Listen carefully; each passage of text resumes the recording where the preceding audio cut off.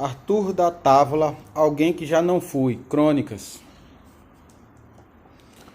Eu sou o professor João Henrique. Página 48. Você viu a filha do Carijó com vergonha dele? É o título. Quando eu era pequeno, a moda de usar barba pertencia ao passado. Raras pessoas a usavam. Meu pai era uma delas. Chamava-se então aquele corte barba a Nazareno. Mas era uma raridade e, quem a usasse, ficava marcado como uma pessoa inteiramente diferente das demais. O rosto do meu pai era doce, sofrido e bonito. Mas aquela barba, como sobrava? Nunca me esqueço da vergonha que, timidérrimo, senti no colégio primário um dia em que ele foi me buscar. Eu não queria que me vissem saindo com aquele barbudo. Ele percebeu, homem inteligente e sensível que era, e ficou triste comigo. No dia seguinte, eu disse para os colegas que aquele era o meu avô. Minha mãe, inocentemente, contou essa história para meu pai na suposição de que ele acharia engenhosa a minha resposta e natural o meu encabulamento. Sei, isto é,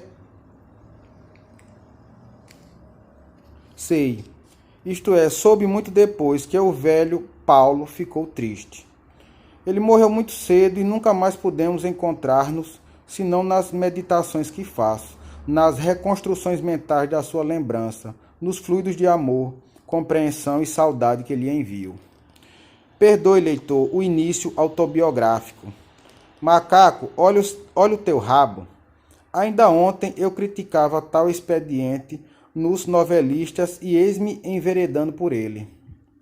Só que não é por amor à minha pobre biografia, e sim para tipificar com uma eu-experiência. Experiência do eu. Ô revisão, não corrija o eu-experiência. Algo que vi outro dia na televisão e me deixou muito comovido. O leitor dirá se foi realmente uma cena comovedora ou se as lágrimas vieram aos meus olhos apenas por um mecanismo projetivo, uma culpa retardatária por ter sentido encabulamento pela figura barbada do meu pai. Foi em Espelho Mágico. Carijó pediu para declamar um soneto de Augusto dos Anjos, maravilhoso, aliás. Daniel Filho, o diretor da novela, aproveitou um intervalo da gravação e o autorizou a dizer os versos. Fingiu gravar em tape. Carijó trêmulo, puro, emocionado, artista até a medula, homem fiel ao que era e acreditava, a seu modo, declamou o conhecido soneto do Escarra nesta boca que te beija. Os demais artistas pararam em função da cena inusitada. Do ar de gozação inicial passaram para uma compreensão mais funda e fraterna da cafonice do Carijó. Ele os tocou pela limpeza do seu ser, pela sinceridade da sua entrega, pelo transporte da sua ternura humana. Não era cafonice, era autenticidade. E o que poderia ser chacota passou a ser amor. Aquele amor que nasce sempre que nos deparamos com a parte mais sincera, desprotegida e pura das pessoas. Todos os artistas compreenderam Carijó e, mesmo percebendo ser a arte dele de outro tempo e outro meio, tiveram um instante de ternura. Menos a filha. Desamor dela, jamais. Ela teve o que os castelhanos chamam muito bem e, em português, desconheço melhor expressão. Vergüenza ajena, ou seja, aquela vergonha que sentimos empaticamente pela pessoa que está a nosso lado, quando ela mesma não percebe ou quando se humilha ou dá uma rata qualquer. Vergonha alheia.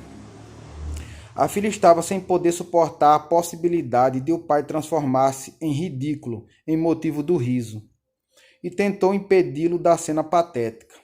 Os próprios colegas dela, também atores, demoveram-na. Eles perceberam o delírio maravilhoso do Carijó. Ela não.